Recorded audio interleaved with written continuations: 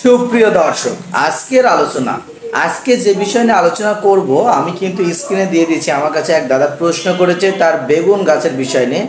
তার বেগুন গাছের অবস্থা কিন্তু এরকম। এর ক্ষেত্রে কি মেডিসিন অর্থাৎ কি কীটনাশক ব্যবহার করলে তার গাছটা সুন্দর হবে এবং গাছটা বড় হবে। তো এখন দেখো, আমরা স্ক্রিনে দিয়ে দিচ্ছি এই ওষুধটা মিরাকুলা। এটা ব্যবহার করলে তোমার গাছের চেহারা সুন্দর হয়ে যাবে এবং গাছে ফুল চালিয়ে আসবে। এর সাথে তুমি আরেকটা ব্যবহার করতে পারো মাঝে মাঝে, সেটা হচ্ছে গিয়ে ইমিডাক্লোপ্রিড, সেটা হচ্ছে কনফিডার।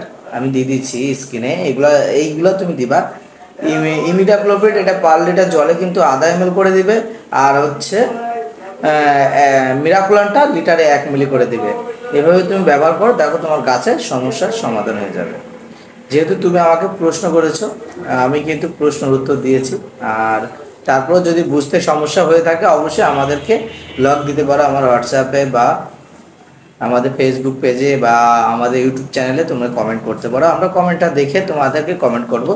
তো আজকের আলোচনা যেহেতু তুমি শর্ট প্রশ্ন উত্তর যেহেতু আমি দিয়ে দিয়েছি, তো সবাই যারা আমার ভিডিও দেখো তারা অবশ্যই লাইক কমেন্ট শেয়ার করবে আর আমাদের পেজকেও ফলো করে আসবে।